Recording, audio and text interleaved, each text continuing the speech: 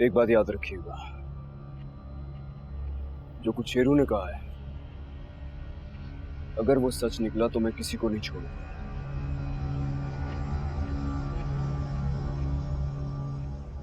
चाहे वो बाबा साहब ही क्यों ना हो। मेरे बाबा, मैंने, मेरे घर वाले, हम सब ने तुम्हें बहुत बेवकूफ बनाया था ना। तुमने मेरी वजह से गोलियां भी खाई, जान भी जा सकती थी तुम्हारी। लेकिन अफसोस कि ये सब हमने नहीं किया। जो कुछ भी किया तुम्हारे बाबा साहब ने किया। ये कैसी तेरी खुदगर्जी।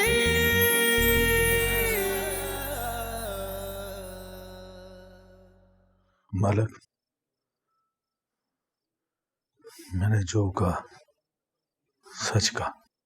जुबान चलाता है आगे से। बाबा साहब इसके कहने ना कहने से कोई फर्क नहीं पड़ता। मामा शमशेर को सब कुछ बता चुकी हैं।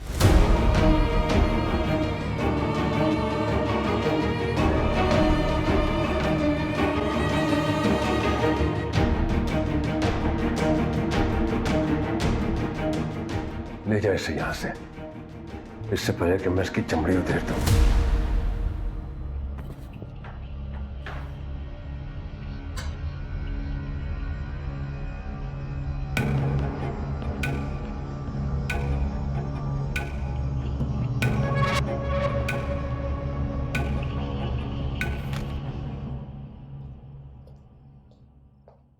दिलावर अंकल आए क्यों नहीं है अभी तक?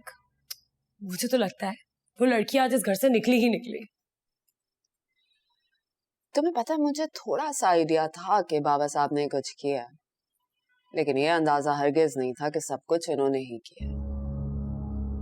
आज बाप बेटे के बीच में बहुत बड़ी जंग होने वाली है। जो भी हो, I really don't care as far as वो लड़की बस इस घर से हमेशा के लिए निकल जाए।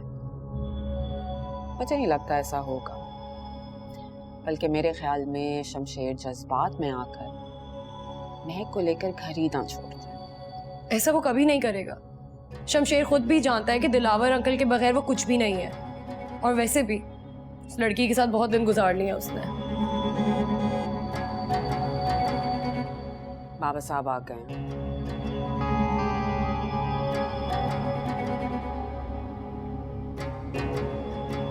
देखो शमशेर बेटा, जो भी करोगे ना सोच समझ के करना। तुम्हारे बाबा साहब हैं, वो तुम्हारे दुश्मन नहीं है, तुम्हारा भला ही चाहते हैं।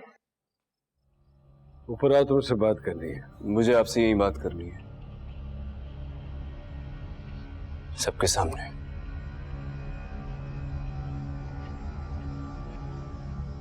बोलो। यकीन नहीं आता मुझे, आप ऐसा कैसे कर सकते हैं मेरे साथ? मैं जो चाहूं कर सकता हूं, और मैं फैसला कर चुका हूं कि अब ये लड़की इस घर में नहीं रहेगी, चाहे इसमें तुम्हारी मर्जी शामिल है या नहीं। जा रही है आज रात को। आप इतने खुद गर्ज कैसे हो सकते हैं बाबा साहब? क्या कसूर है महक का? ये कि मैं मोहब्बत करता हूं इससे, इसके लिए गोली खाई मैंने, मैं मर सकता था। लेकिन आज जिंदगी से नफरत हो गई मुझे।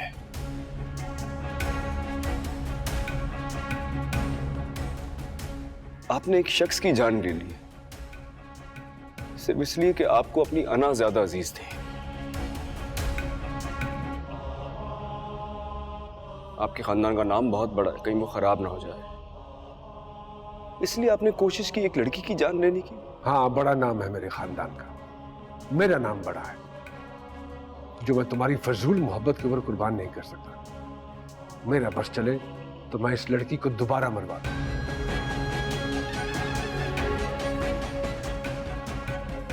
जिंदा नहीं छोड़ूंगा इसे मैं। नहीं बाबा साहब, अब नहीं। अब अगर इसकी तरफ कोई उंगली भी उठी ना, हाथ काट दूंगा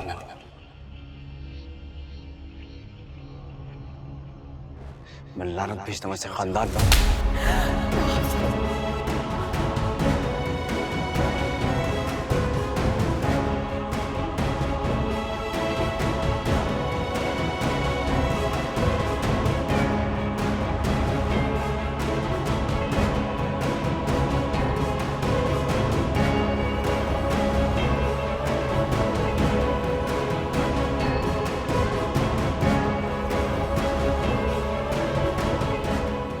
आज से मेरा आपसे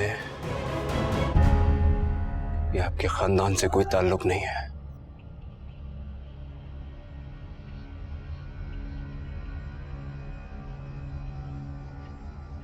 आखिरी हद तक जाऊंगा अब,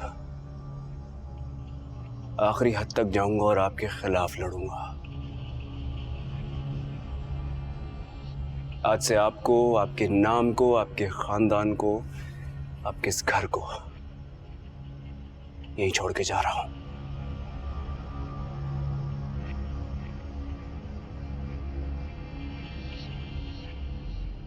मर जाऊंगा, अब वापस नहीं आऊंगा।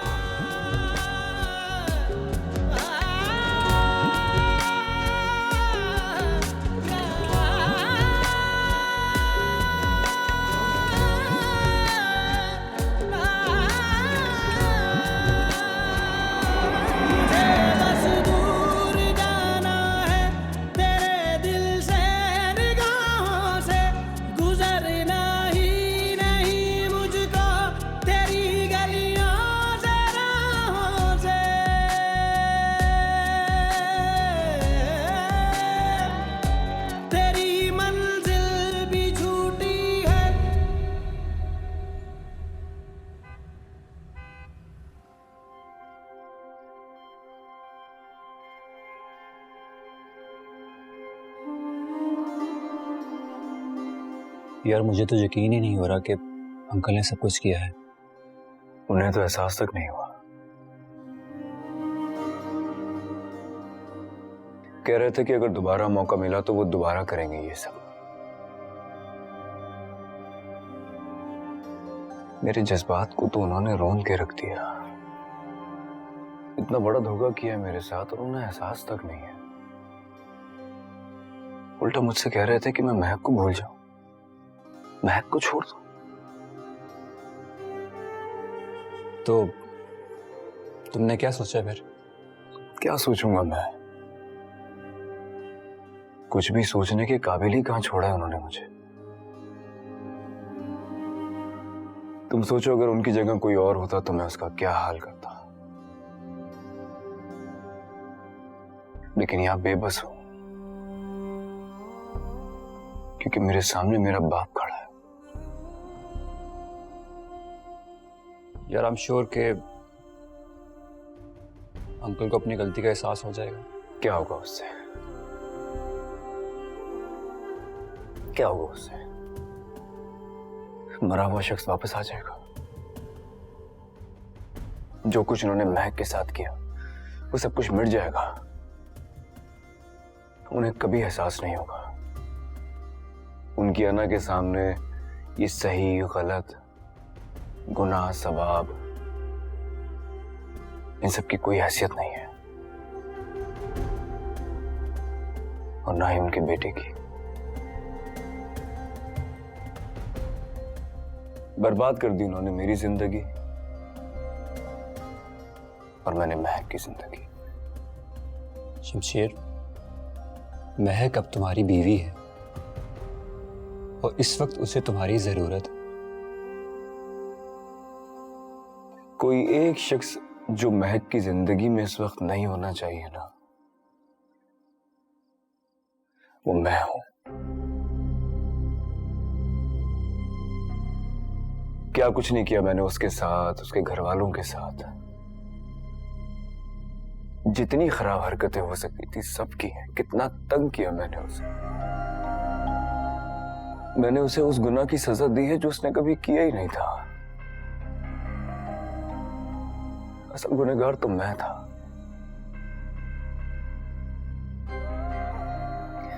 घिन आ रही है मुझे खुद से, अपने नाम से, अपने खानदान से, अपनी बेबसी से।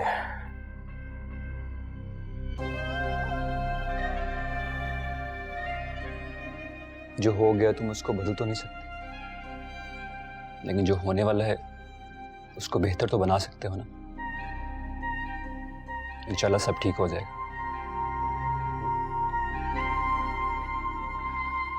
यार मैं खाली हाथ आया हूँ। कुछ कपड़े, कुछ सामान मिल जाएगा मुझे? कैसी बातें करें? मैं दोस्त हूं तुम्हारा। जो कुछ मेरे पास है वो तुम्हारा ही तो है।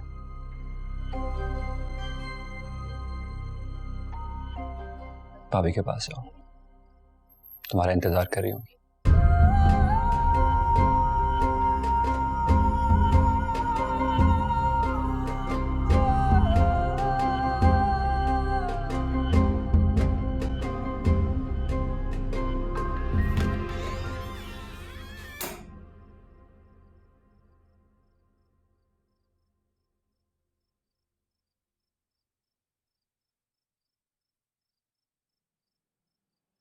काश कि जब तुमने मुझे पहली बार देखा था तब भी यूं ही नजरें चुरा लेते।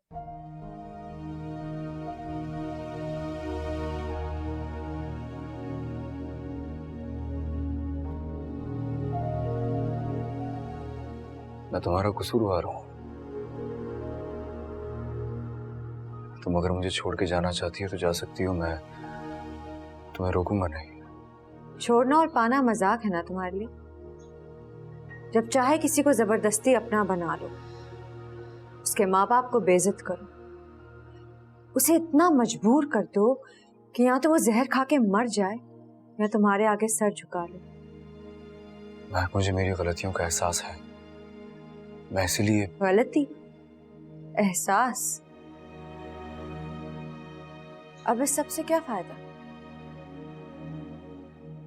तुम्हें एहसास है इस बात का कि जिस आदमी ने चंद पैसों के लिए तुम्हारे घर में ड्राइवरी की नौकरी की थी, उसके बच्चों के सर से तुम लोगों ने उसका साया छीन लिया? मुझसे जो कुछ हो सका मैं करूंगा उसके लिए। मैं तो अपनी नजरों में खुद मजाक बन गया हूं, लेकिन मैंने जो तुम्हारा मजाक बनाया है मुझे उसका एहसास है। इसीलिए कह रहा हूं कि अगर ये रिश्ता यहीं खत्म होना है तो मुझे कोई एतराज नहीं है। तुम जा सकती हो, मैं तुम्हें नहीं रोकूंगा। लेकिन मुझे एतराज है, खास तौर पे जिस घर से मैं आई हूँ वहां तो बिल्कुल भी नहीं। मेरे बाप आपने मुझे रिश्तों को यूं ढूंढना नहीं सिखाया, चाहे रिश्ते कितने ही नाकाबिले बर्दाश्त क्यों ना हो। ठीक है, मैं कल तुम्हें तुम्हारे घर ले चलूंगा। तुम चाहो तो उन लोगों से मशवरा कर लो, फिर जो तुम कहोगी वही होगा। अगर तुम जाना चाहो तो जा सकती हो, मेरी तरफ से कोई जबरदस्ती नहीं है।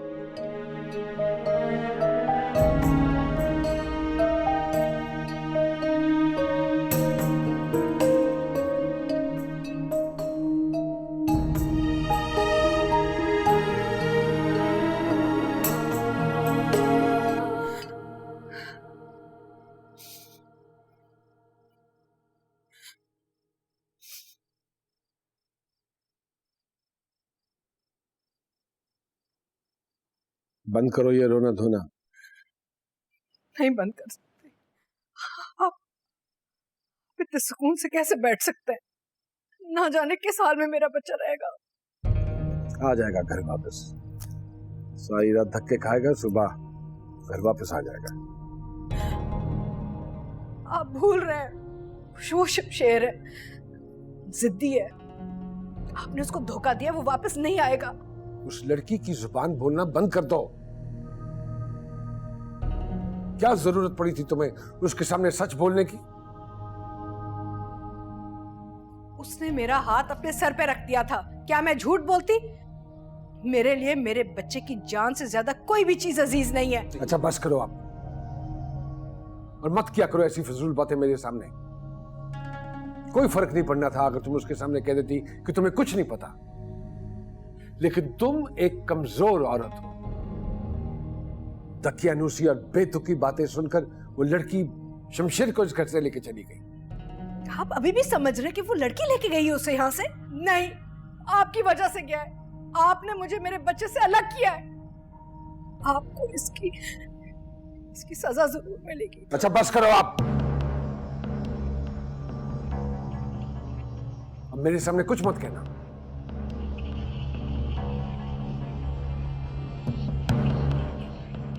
अच्छों के दिमाग ठीक हो गए हैं जमाने के धक्कों से। 2 दिन बाद घर आ जाएगा वापस, वो उतर जाएगा उसके सर से ये मोहब्बत का भूत।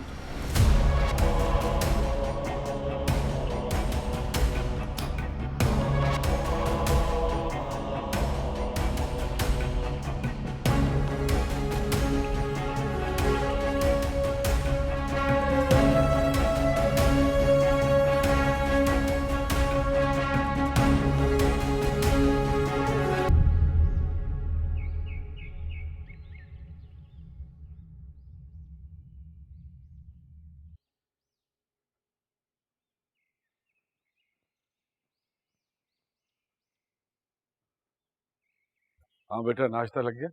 नहीं बड़े साहब। क्यों? बड़ी बेगम साहिबा कमरे से बाहर नहीं निकली तो। अगर बड़ी बेगम साहिबा कमरे से बाहर नहीं निकलेंगी तो क्या किसी को नाश्ता नहीं मिलेगा? दारा कहाँ है? वो भी कमरे से बाहर नहीं निकली। जाओ जाके नाश्ता लगाओ। दारा! दारा!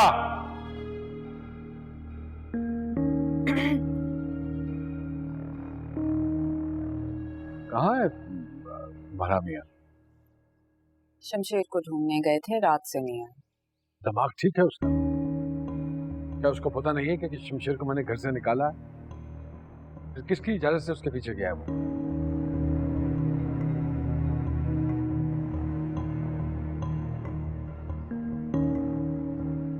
जिसका जो जी चाहता है वो करता है।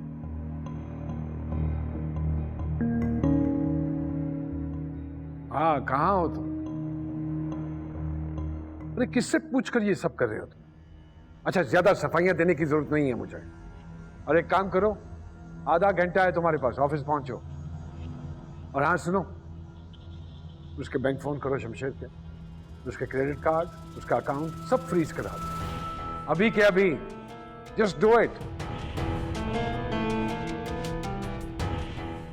अच्छा आप आए नाश्ता कर।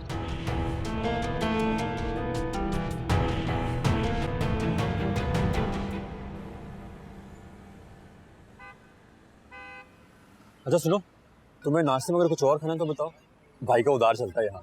नहीं यार, बस ये ठीक है।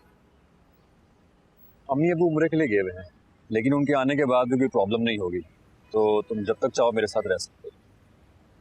नहीं यार, मुझे कोई सस्ता सा घर ले दो रेंट पे। मैं तुम पर बोझ नहीं बनना चाहता। बोझ बोझ लगता है तुम्हें? स्कूल कॉलेज की फीस से लेकर घर के राशन तक हर जगह तुमने साथ दिया। होश संभालने के बाद जितना कद और वजन बढ़ा है, अब्बा की कमाई हुई दौलत से नहीं, तुम्हारे दिए के पैसे से होगा।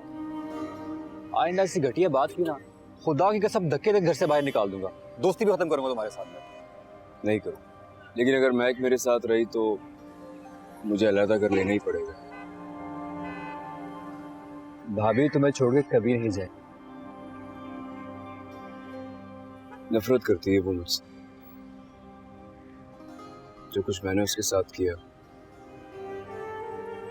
जो कुछ मेरी वजह से उसके साथ हुआ, उसकी जगह अगर मैं होता ना तो कब का इस शादी को खत्म कर चुका। मगर तुम उनकी जगह नहीं हो मेरे दोस्त। तुम्हारी शादी एक नॉर्मल मिडिल क्लास घर की लड़की से हुई है। ये जो हम लोग मिडिल क्लास ही होते हैं ना, वफा के मामले में के मुंह के बड़े कच्चे होते, ना करते सारी उम्र फिर भी निभा ही लेते।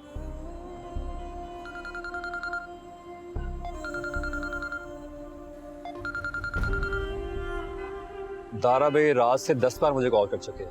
हर बार मैं उनसे झूठ बोलता हूँ तुम मेरे साथ नहीं हो। फोन नहीं उठाऊंगा। मैं नहीं भी उठाऊंगा फिर भी वो तुम्हें ढूंढ ही लेंगे यार। जब ढूंढ लेंगे तब की तब देखी जाएगी। कैसे तुम्हारी मर्जी।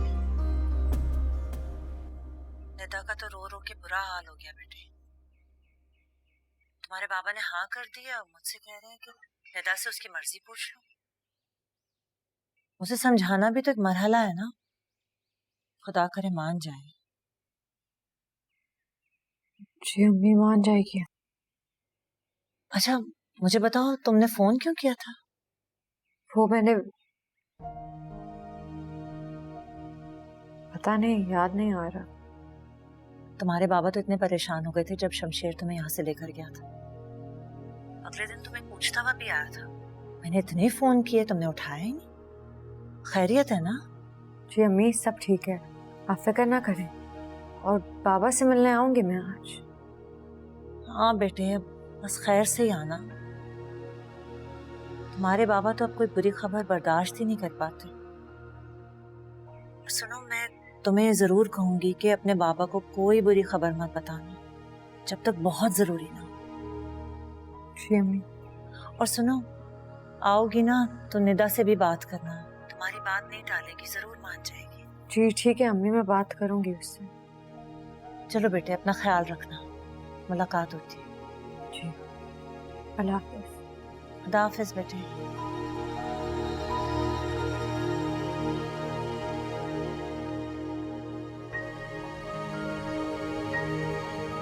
और हकीकत जानने के बाद बहुत बदल गए हो। आपको बहुत चाहता है, आप उसको एक मौका देके जरूर देखिएगा। शामिर भाई, शमशेर मेरी जिंदगी का एक डरावना ख्वाब है। ये कैसी तेरी खुदगर्जी,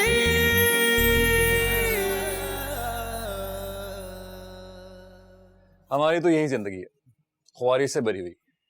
सुबह उठो, अंडे लेके आओ, ब्रेड लेके आओ, दिन चढ़े तो सब्जी लेकर आओ। मेरी आधी जिंदगी तो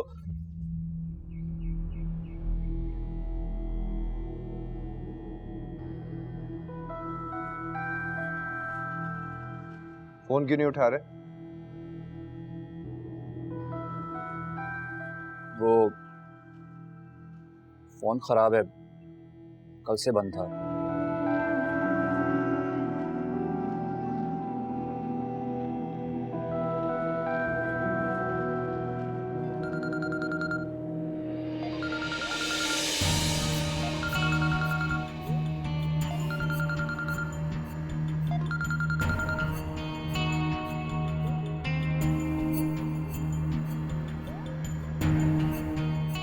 भी आता।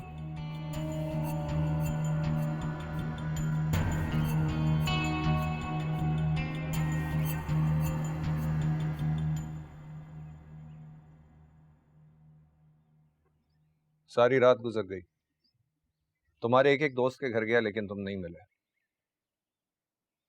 खत्म करो ये बचपना। जानते हो मम्मी कितनी परेशान है। बस करो, घर चलो, बाबा साहब से माफी मांगो।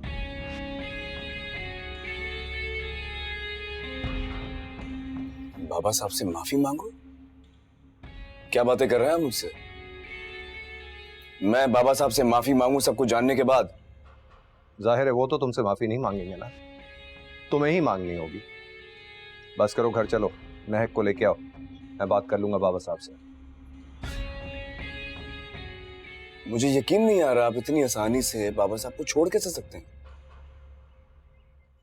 कत्ल किया उन्होंने किसी इंसान का, मुझे धोखा दिया है, अपनी नजरों में मैं खुद गिर गया हूं। मैं माफी मांगूंगा उनसे। मैं उन्हें इतनी आसानी से नहीं छोड़ सकता क्योंकि वो मेरे बाप हैं, मैं उनका बाप नहीं। और तुम भी बाप बनने की कोशिश मत करो। ये जो तुम यहां खड़े होकर शराफत के लेक्चर्स झाड़ रहे हो, तुम्हारे सारे झमेले मैं समेटता रहा हूं। राइट रॉन्ग ये तुम्हारे लिए कब से मैटर करने लग गया? अब से।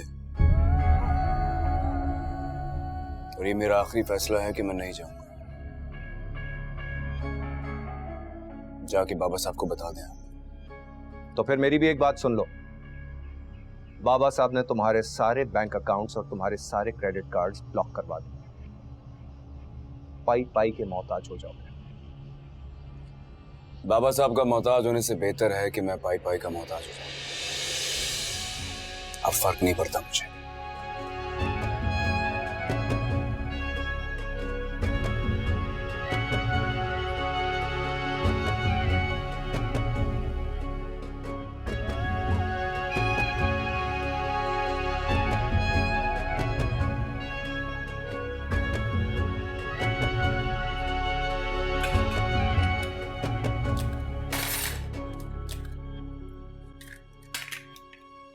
अरे भाभी, आप किचन में क्यों आ गई? मैं लेकर आ रहा हूँ ना नाश्ता। मैं बना देती हूँ। भाभी, आप क्यों तकलीफ करेंगी? आप मेहमान हैं मेरी। आप बस जाके आराम से बैठिए, मैं 2 मिनट में नाश्ता लेकर आ रहा हूँ। मुझे कोई तकलीफ नहीं होगी, मैं अपने घर में भी बनाती हूँ। मुझे बनाने दें शामिर भाई। भाई कह रही ना, ठीक है, आइए बना लीजिए।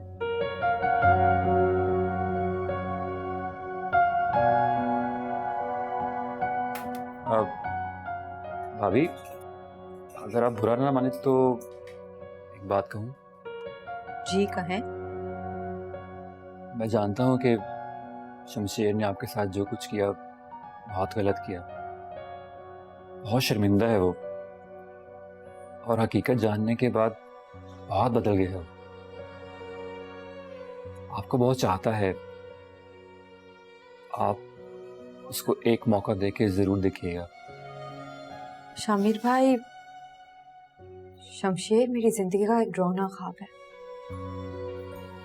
वो डरावना ख्वाब जो अब हकीकत बन चुका है, जिसके साथ मुझे हर पल जिंदा रहना है, जो हर लम्हे मुझे मेरी तकलीफ का एहसास दिलाता है। मैं कोशिश करती हूँ ये सब भूलने की, लेकिन फिर ज़मीर बीच में आ जाता है, और जो ज़मीर को चोट लगाता है उसे माफ करना मुश्किल होता है।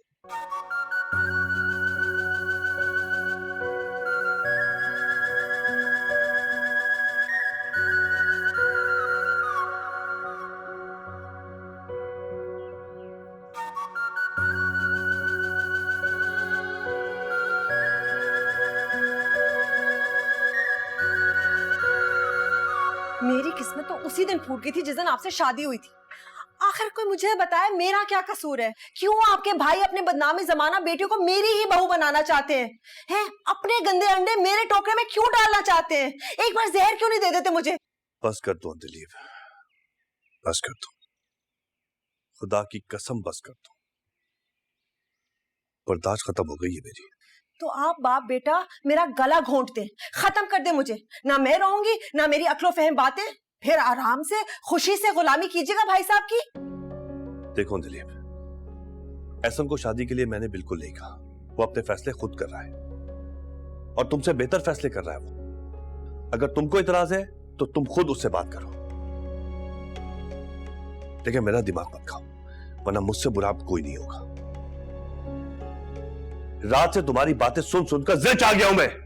हद हो गई यार। मेरे सर पे भी तो कयामत टूटी है ना रेहान।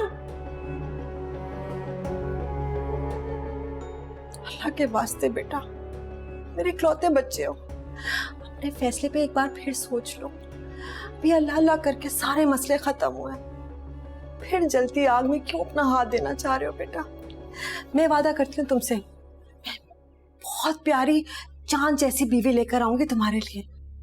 देखिए अम्मी, मैं सिर्फ तायाबू की वो प्रॉब्लम्स खत्म करना चाहता हूँ जो मेरी वजह से है, और निदा से शादी करके मैं उन पर कोई एहसान नहीं करूंगा, बल्कि उनका दिया हुआ थोड़ा सा कर चुकाऊंगा। मैं ऐसा कभी नहीं होने दूंगी। एक बार निदा ने हाँ कर दी ना, तो मैं हर कीमत पर ऐसा ही करूंगा। और अगर आप मेरी खुशी चाहती हैं तो प्लीज मेरे रास्ते में कोई रुकावट मत पैदा कीजिएगा।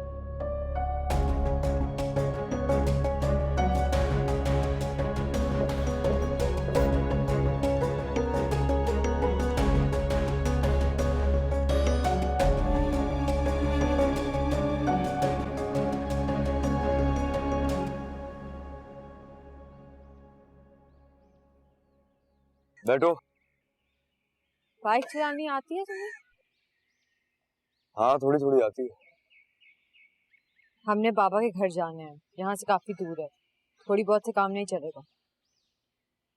काफी अरसे पहले मेरे पास एक स्पोर्ट्स बाइक थी, एक बार एक्सीडेंट हो गया था तो बाबा साहब ने बाइक चलाने से मना कर दिया। हम रिक्शा या टैक्सी ले लेते हैं। वैसे नहीं है मेरे पास। कोई मसला नहीं है, वहाँ पहुँच के बाबा से लेके देती हूँ। तुम अभी मेरी बीवी हो, और जब तक मेरी बीवी हो तब तक मुझे तुम्हारे घर वालों से कोई मदद नहीं चाहिए। अगर तुम्हें चलना है तो इसी पे चलेंगे, मैं चला लूँ।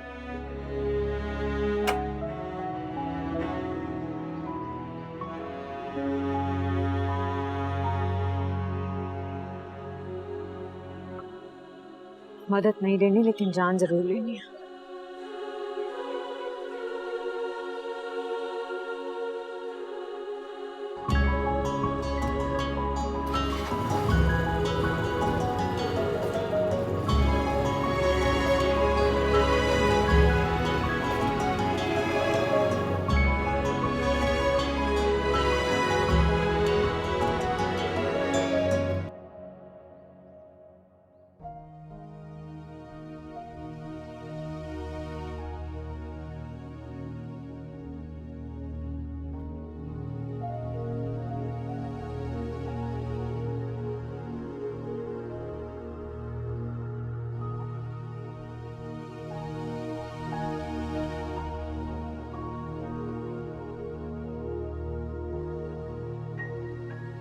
कैसी हो निदा?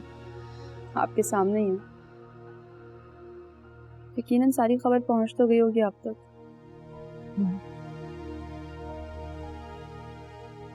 बताया है अम्मी ने, तो फिर क्या सोचा तुमने? मेरे सोचने या ना सोचने से क्या फर्क पड़ता है आपको? फर्क पड़ता है। शादी तुमने करनी है, आखिरी फैसला तुम्हारा होगा। आप ही आपको याद है, बचपन में मेरा दिल चाहता था कि मैं नए कपड़े पहनूं, लेकिन अम्मी हमेशा मुझे आपके छोटे कपड़े पहनाती थी। हाँ याद है, और तुम बहुत रोया करती थी, लेकिन फिर मान भी जाती थी। मान जाती थी क्योंकि मुझे पता था कि मेरे रोने से किसी को कोई फर्क नहीं पड़ेगा। अभी जब आपको पता हो ना कि आपके जज्बात की कोई अहमियत नहीं है, तब जिंदगी बहुत बुरी लगती है। लेकिन क्या करें, जीनी तो है। और मैंने सब कुछ हंस के सहा है, मगर आप ही मैं ये नहीं सह सकती। मैंने हमेशा एहसन भाई को आप ही के साथ सोचा है, लेकिन अब आपकी उतरन नहीं पहन सकती मैं। ये नहीं होगा मुझसे। शायद तुम ठीक कह रही हो। तुम्हारी जिंदगी में जितने भी बुरे लम्हात आए हैं वो मेरी वजह से ही तो आए हैं। बहुत शर्मिंदा हूं निदा।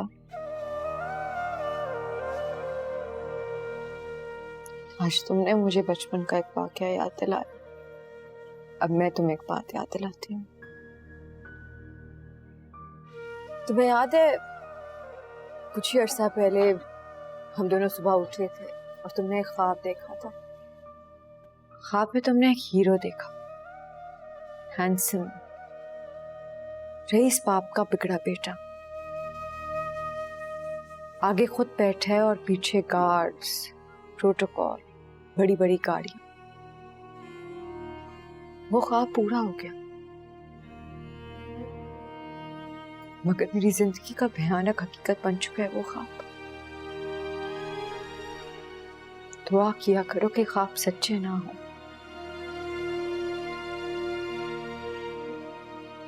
निदा, पापा ने जो मेरे लिए फैसला किया था उसको पूरा करने का मौका नहीं मिला मुझे, मगर कुदरत ये मौका तुम्हें दे रही है।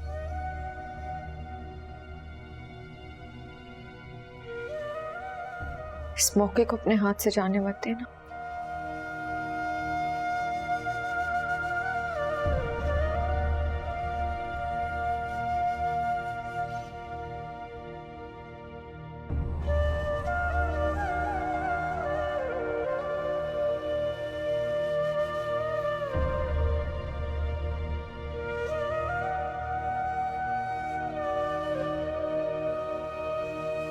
मैंने घर छोड़ दिया और शायद कभी वापस नहीं जाऊंगा। अब मैंने जो कुछ आप लोगों के साथ किया वो बहुत गलत था। उसके लिए मैं दिल से बहुत शर्मिंदा हूं। मेरी वजह से आप लोगों का बहुत नुकसान हुआ है। आप मुझे जो सजा देना चाहें मुझे कबूल होगी।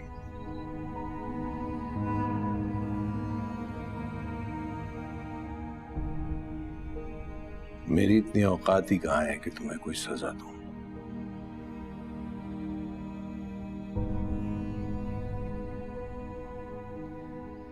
मैंने आपकी बेटी से मोहब्बत की है, लेकिन मेरी मोहब्बत जुल्म, गुरूर और गलतफहमी पर मबनी थी। अगर आप चाहें तो मैं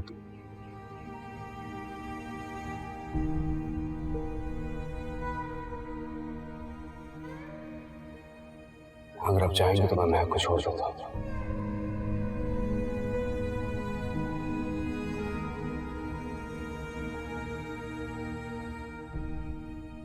नहीं जानता मैं नहीं जानता कि मैं को छोड़ के तुम खुद को तसल्ली देना चाहते हो या फिर सजा। लेकिन आज तक तुम्हारी जात से जितनी तकलीफें हम सबको पहुंची हैं, तुम्हारे इस अमल से उससे कहीं ज्यादा तकलीफ से गुजर जाएंगे हम लोग। बाप होना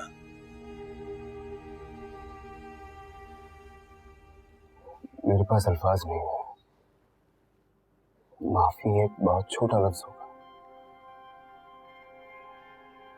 आप बहुत बड़े इंसान हैं। अगर हो सके तो माफ कर दीजिए प्लीज।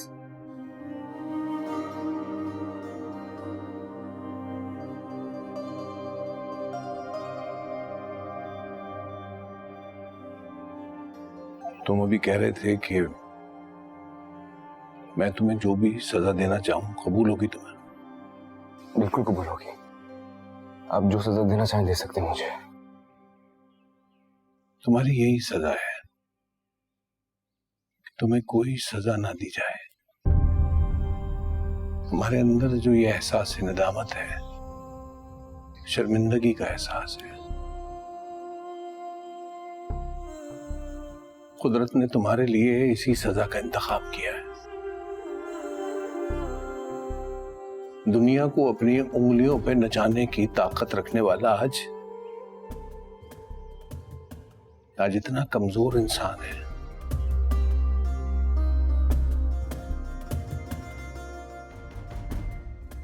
तुम्हारा झुका हुआ सर, यही तुम्हारी सजा है।